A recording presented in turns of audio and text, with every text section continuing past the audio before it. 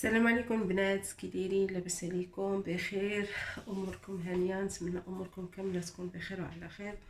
وهذا الفيديو تلقاكم في احسن الاحوال ان شاء الله. البنات اليوم نهار جديد ووصفه جديده ان شاء الله.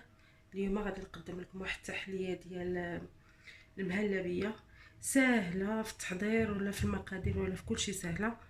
نتمنى هذه الوصفه تعجبكم وتنال الرضا ديالكم. نخليكم مع طريقه التحضير. على بركه الله نقول لكم دابا المقادير وطريقه التحضير في نفس الوقت. غادي نحتاجو يطرة الحليب وشويه المايزينا وشويه السكر. غادي ندير يطرة ديال الحليب. بسم الله.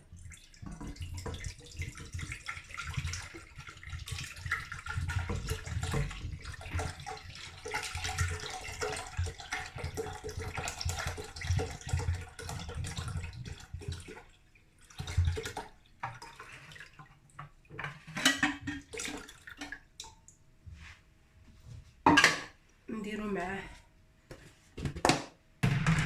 واحد 3 المعالق ديال مايزينا.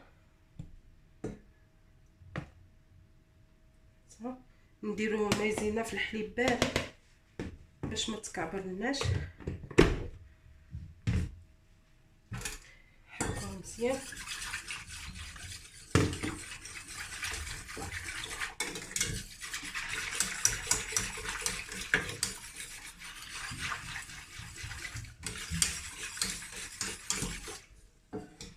نزيدو عليها السكر، كيبقى على حسب الذوق ديال الانسان واش كيبغي الحلاوه ولا لا.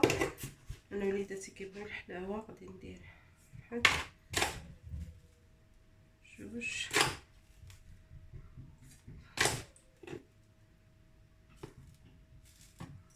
4. وليداتي كتعجبهم الحلاوه.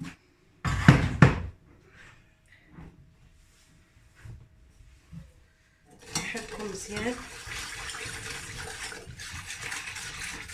صافي. وغادي نديرها على النار حتى نحس بها بدات كتختار ليا، ونحيدها ونرجع معكم. هانتوما البنات درتها في البوطه وبالتحرك، ما نوقفوش عليها بالتحرك باش ما تلصقناش. ومن الاحسن نديروا البوطه مهيله ونبقاو مقابلينها هكا بالتحرك حتى تعقد لنا.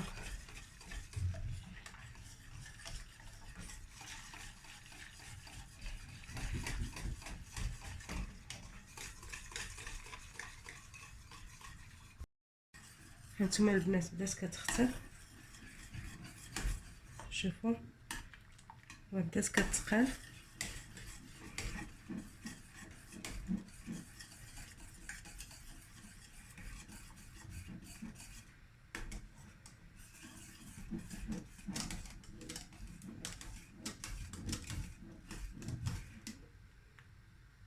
نتوما كما كتشوفوا كتحسوا بها صافي بدات كتقال.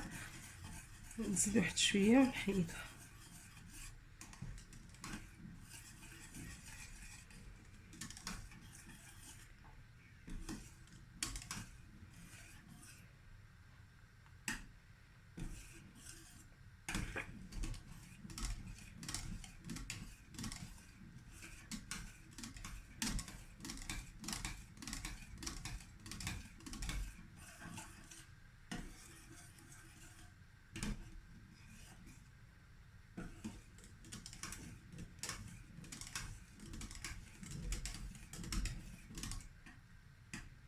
صافي غادي نطفي عليها البوطه دابا.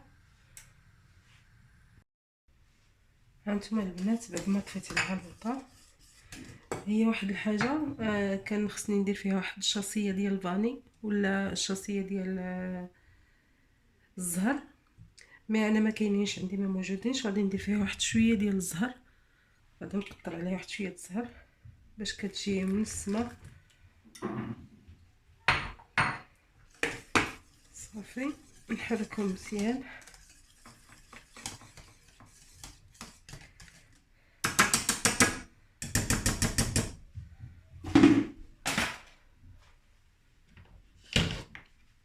غادي نعمرهم في السليفات. بسم الله بسم الله.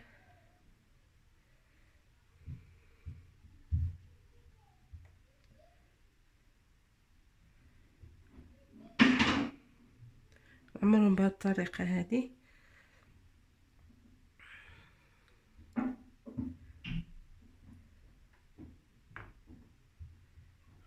زليفات اللي بغينا للتقديم كما كانوا.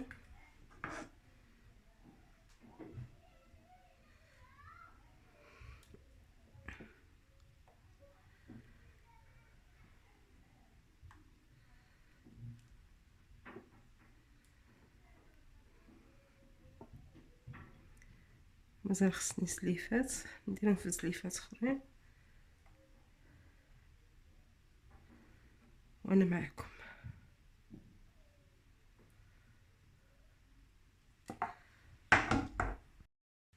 ها هي التحليه ديالنا بعد ما وجدات.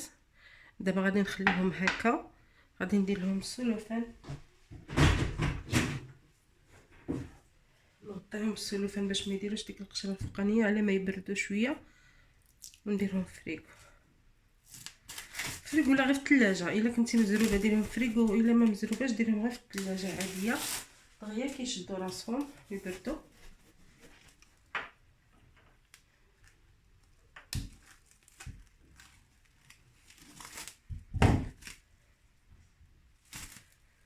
احسن نبدلو.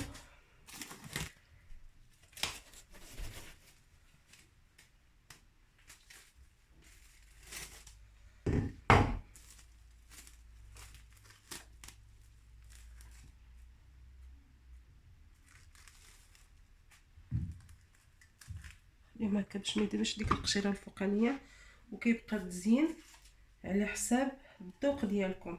باش ما بغيتو تزينوهم، بغيتو ديروا فوق منهم شي بسكوي، ديروه دابا ما حدو سخون، يعني تفزقوا داك البسكوي في القهوه وتحطوه فوق منهم. دابا بغيتو تزينوهم غير هكا وصافي حتى يجمدوا، وكترشي عليهم شنو ما بغيتي ديري عليهم لا كريم فريش، بغيتي ديري عليهم املو، بغيتي ديري عليهم اللوز، بغيتي اللي يحب الخاطر ديالك ديريه عليهم. اما الا بغيتي ديري عليهم بسكوي، اما اوريو ولا بسكوي عادي، ولا ديريه دابا ما حدو سخونين، ذوبيه البسكوي، ذوبيه في شي حاجه، في اما الحليب اما في نسكافيه، وحطيه فوق منه وخليهم يبردوا حتى يجمدوا ان شاء الله، ونزوقهم ونرجع معكم.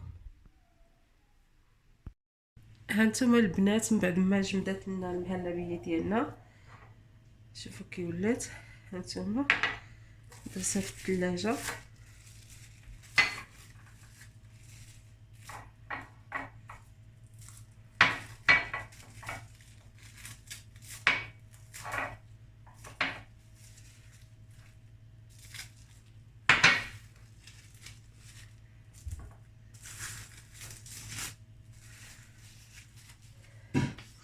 خديت شويه ديال اللوز هرمشتو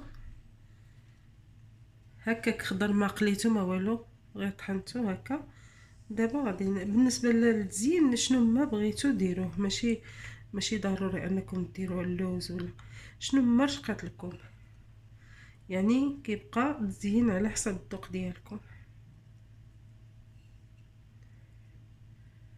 حتى باملو، الا كان املو ديروا فوق منها املو كتجي غزاله.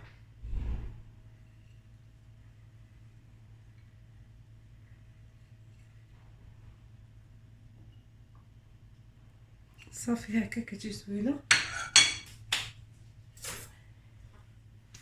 نوريكم كي جات غزاله، المذاق ديالها كيجي زوين،